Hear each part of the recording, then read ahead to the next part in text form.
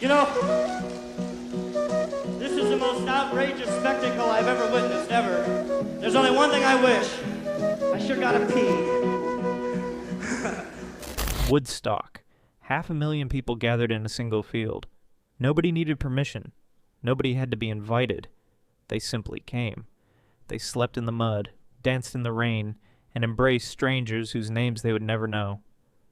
On stage, Jimi Hendrix played his guitar, but this wasn't just music. It was a declaration.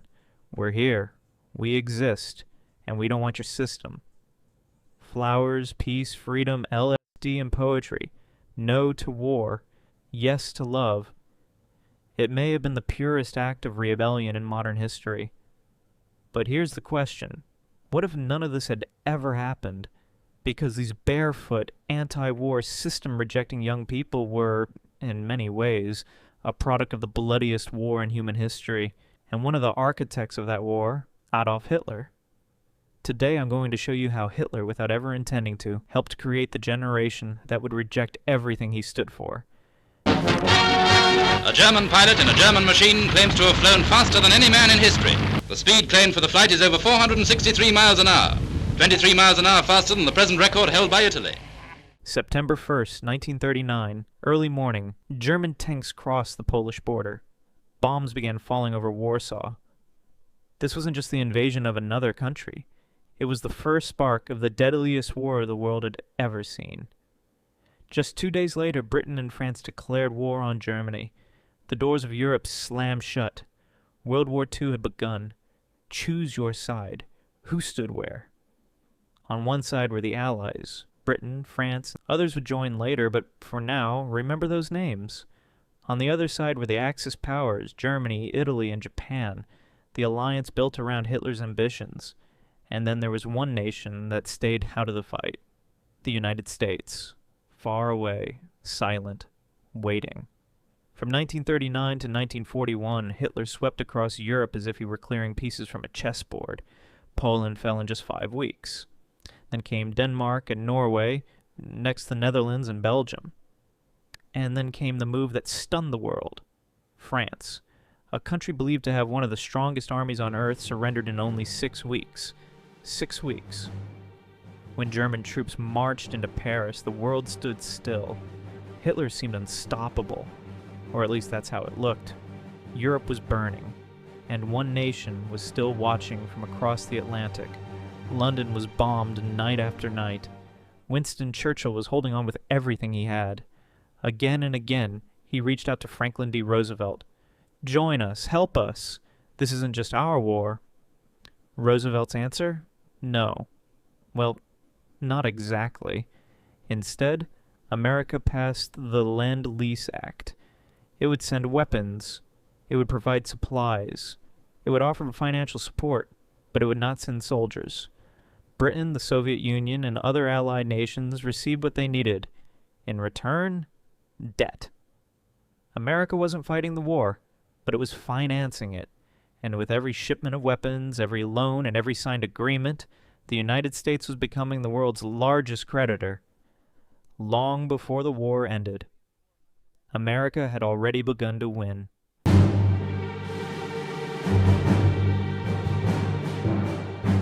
June 1941.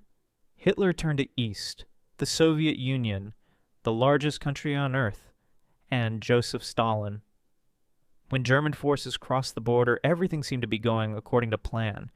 Within weeks, they had advanced hundreds of kilometers. Soviet defenses were collapsing.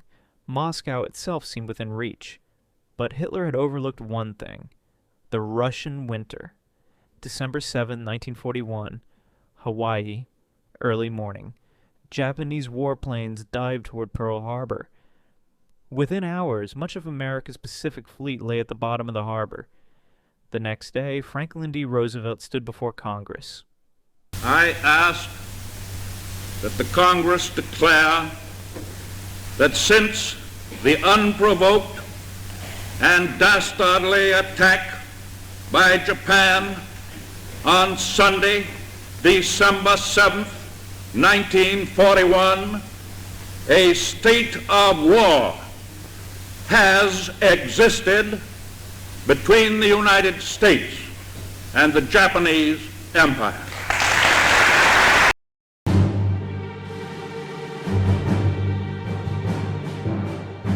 Soon after Germany and Italy declared war on the United States, the sleeping giant had awakened. Winter 1942 to 1943. Stalingrad. The German army had pushed deep into Soviet territory, but it couldn't take the city. They fought street by street, building by building.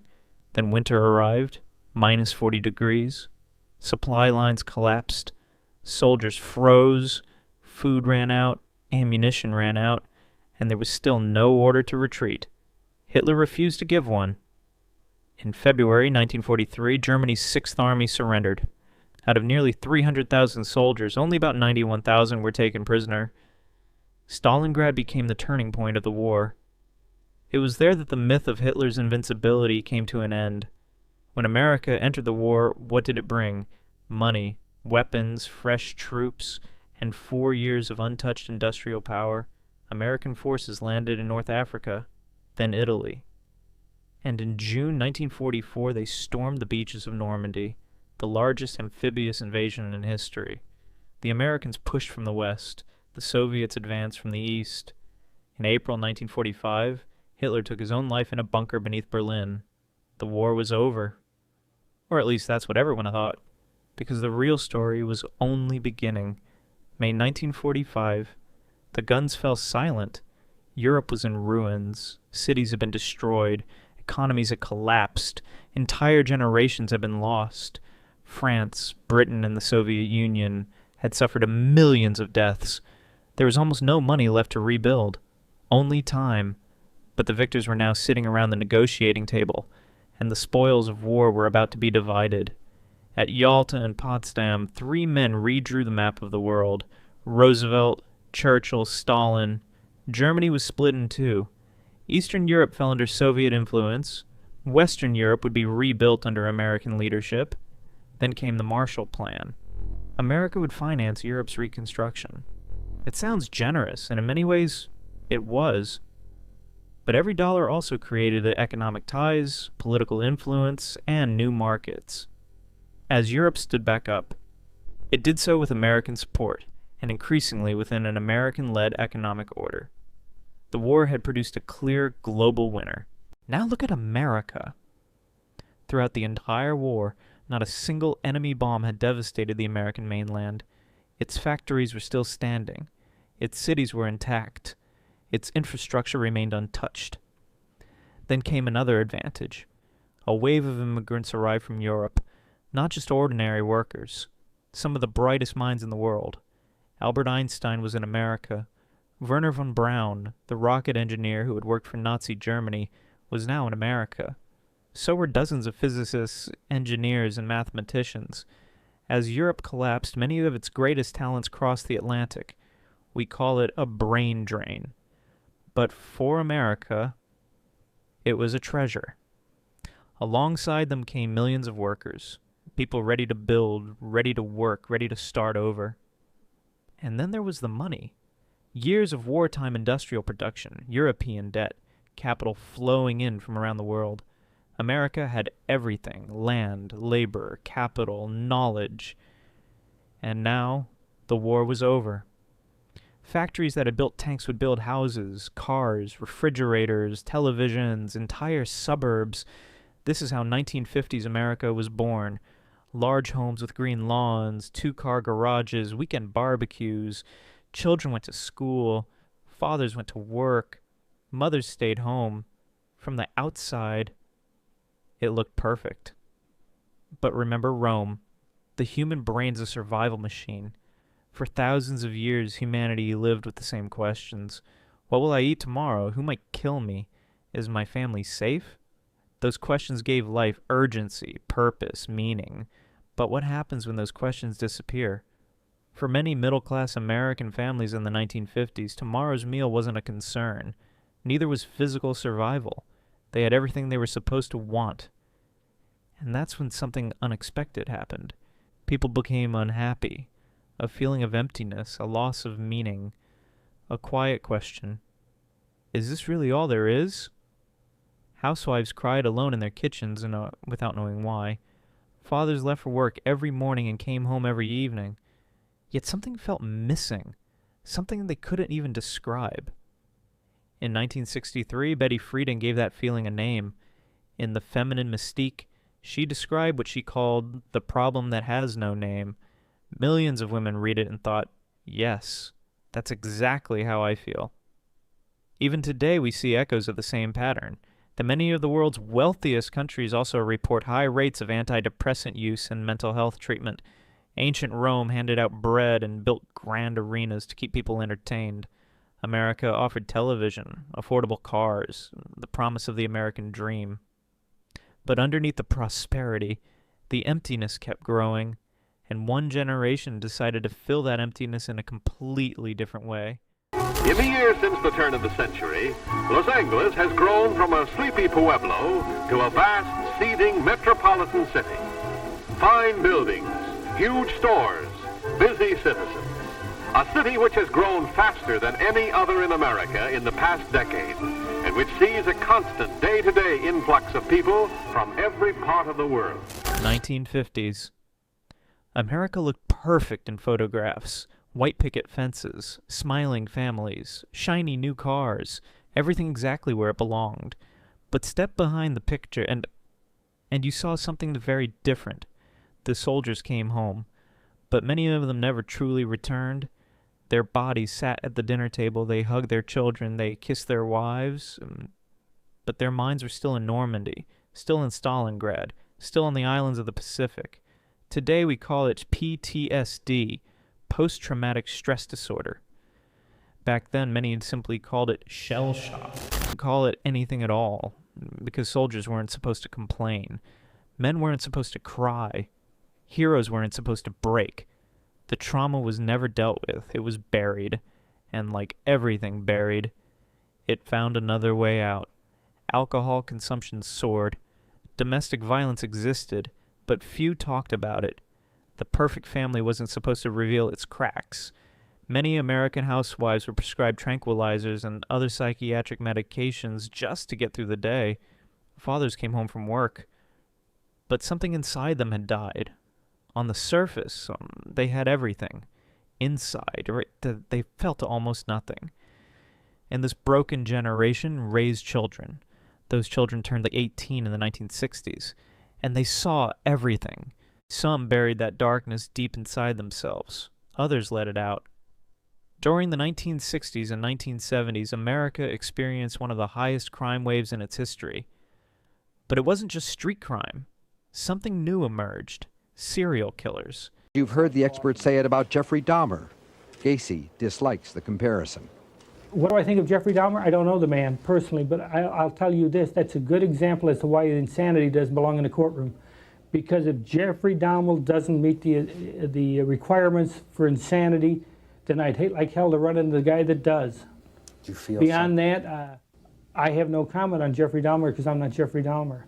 And I would not, whether it's Berkowitz, whether it's Bundy, whether it's Williams, Wayne Williams down in Atlanta, or any of the others, or Charlie Manson. See, I don't comment about other cases for the simple fact is that I wasn't there. Do you feel somewhat of a kinship with some of these people? No, God, I hate that when they put me in the same club with them.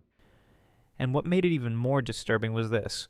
Most of them looked completely ordinary. They came from suburban America. Ted Bundy, handsome, intelligent, a law student. His neighbors described him as such a nice young man. But something inside him kept growing. No identity, no connection, no sense of meaning. Bundy murdered more than 30 women. After his arrest, he claimed, "I am a product of society." Then there was Ed Gein. He lived quietly in a small Wisconsin town, shy, reserved, almost invisible, until police discovered furniture and objects made from human skin on his farm. His crimes were so horrifying that they inspired both Psycho and The Silence of the Lambs. But the darkest symbol of that era wasn't a serial killer. It was Charles Manson. People look at you today, 20 years later, and they still have no idea what you're about. Tell me in a sentence who you are.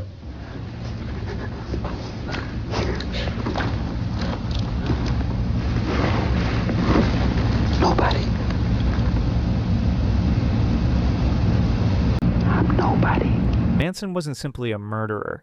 He was a man who emerged from the collapse of the old system, embedded himself within the hippie movement, and ultimately corrupted it from within. His story proves something unsettling. The same soil can grow flowers or poison. The hippie movement searched for love and freedom. Manson spoke the very same language. But behind his words, there was a murder. The Tate murders. In a single night, members of Manson's family killed 5 people in Los Angeles. One of them was Sharon Tate, the pregnant wife of director Roman Polanski. The same year as Woodstock. The very same year. On one side, 500,000 people gathered in peace. On the other, blood was being spilled. It wasn't a coincidence. Both were different responses to the same generation. The same emptiness. The same desperate cry.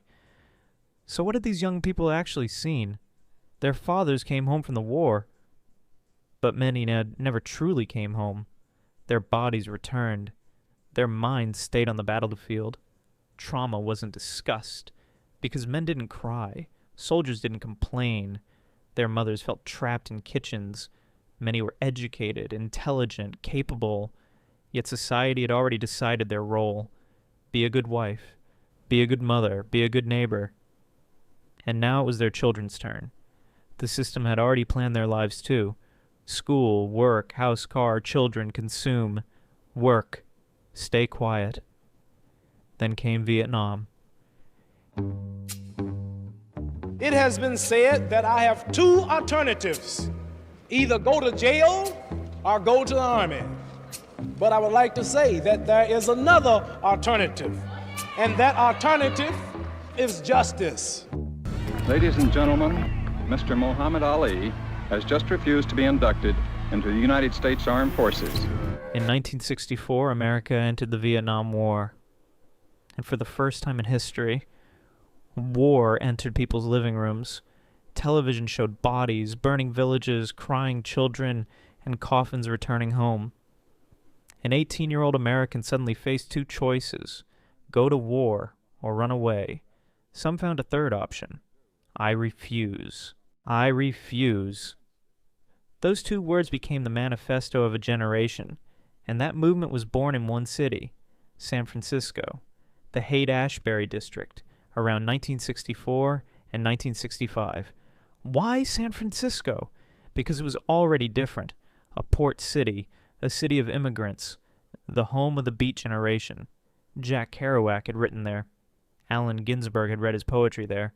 The seeds of counterculture had already been planted. Then disappointment, anger, Vietnam, and LSD watered those seeds, and they bloomed. Who were these young people? Most came from middle-class American families. Many were college students, the children of fathers haunted by war and mothers trapped by expectation. They had everything. And that was exactly why they rejected everything. They rejected the system, consumerism, war. Some even rejected basic social norms, including personal hygiene, not simply out of neglect, but as a symbolic rejection of middle-class values.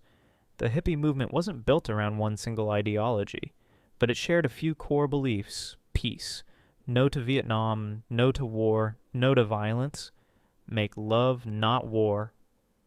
It wasn't just a slogan. Many burned their draft cards rather than fight. Freedom, sexual freedom, freedom of expression, the freedom to live outside society's expectations, a return to nature. Communes appeared across the country. People left cities behind. They farmed their own land, grew their own food, tried to build a different way of living. Then came expanded consciousness, LSD, peyote, marijuana. Timothy Leary urged young people, turn on, tune in, drop out, leave the system, look inward, wake up. And above all, there was music. Bob Dylan challenged authority. Janis Joplin screamed for freedom. The Doors opened new worlds. Jefferson Airplane carried an entire generation somewhere beyond ordinary life. Summer 1967. More than 100,000 young people poured into San Francisco. Nobody invited them. Nobody organized them. They simply came. It became known as the Summer of Love. The streets of Haight-Ashbury were filled with music, dancing, free food. A group called the Diggers served thousands of free meals every day. Nobody was trying to sell anything. It was an economy built against the system, the complete opposite of capitalism. The media noticed. Television cameras arrived, newspapers covered the story, and the movement spread. To New York, London, Paris, Tokyo, an entire generation was saying, "We're here." Then came Woodstock. August 1969, a small farm in New York. The organizers expected 50,000 people. 500,000 showed up. Roads became gridlocked. Food ran out. Medical services were overwhelmed. Everything looked like chaos. Yet almost nobody fought. Almost nobody hurt anyone else. Jimi Hendrix stepped onto the stage and played the American national anthem, not with words, with his guitar, distorted, noisy, broken. It wasn't an insult. It was a question. Which America are we celebrating? Woodstock wasn't just a concert, it was proof. There are this many of us. We exist. And maybe we can exist without your system. But 1969 wasn't only Woodstock. That same year, now on the same soil, and there was Charles Manson. Manson spoke the language of the hippies. Love, freedom, rebellion against the system. He gathered around him what he called a family. Mostly young people, mostly runaways, mostly kids searching for somewhere to belong. But Manson's version of love was soaked in blood. In 1969, members of his group murdered 5 people in Los Angeles. One of them was Sharon Tate, the 8-month pregnant wife of film director Roman Polanski. America was horrified. The media quickly drew its conclusion. This is what hippies are. This is what this movement creates. But Manson was never the hippie movement. He didn't challenge the system. He destroyed people. Yet the label stuck. Woodstock and Manson happened in the same year, the same country. They were 2 completely different cries from the same generation. One answered the emptiness with love, the other with blood. As the 1970s went on, the hippie movement slowly faded away. Some got jobs, some started families, some left their ideals behind, and some never truly came back. But one question remained. What were they really searching for? Maybe it wasn't money. It wasn't fame. It wasn't success. Maybe they were simply searching for each other. And for a brief moment, it felt like they found it on the streets of San Francisco, in the mud of Woodstock, in the sound of a guitar, or in those few seconds when they embraced a complete stranger. Looking back today, we know that era wasn't perfect. There were drugs, there was violence, there was heartbreak, and yet there's still kind of longing in the eyes of those who lived through it. Something that's hard to put into words. Because for a brief moment in history, people truly believed they could change the world. Maybe what we miss isn't being hippies. Maybe what we miss is believing that anything is still possible. Today, if you walk through the streets of Haight-Ashbury, or stand in the fields where Woodstock once took place, those people are gone.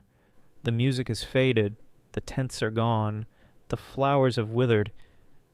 But sometimes, when an old record starts playing, when you stumble across a faded photograph, or when the wind carries the sound of a distant guitar, it almost feels like that summer never really ended.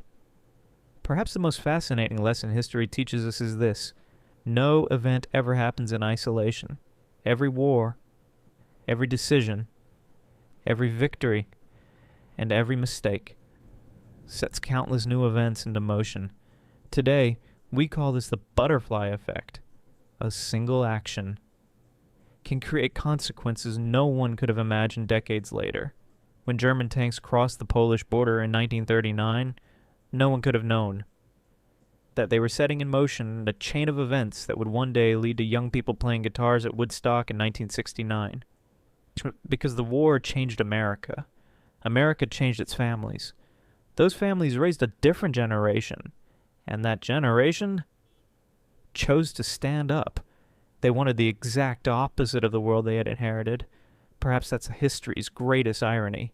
A dictator who demanded absolute obedience from millions became one of the first links in the chain of events that eventually gave rise to a generation that preached peace, freedom, and questioned the very system around them.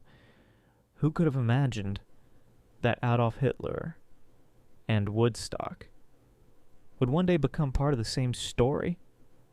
But that's how history works. Action and reaction. Every generation is shaped by the world the one before it leaves behind. Sometimes it accepts that world. Sometimes it rebels against it. And sometimes that rebellion changes the course of an entire nation. Maybe the world we live in today is nothing more than the result of the thousands of small events whose importance no one recognized at the time. And maybe the smallest decision we make today will become the first sentence of a story that changes the lives of people we'll never even meet.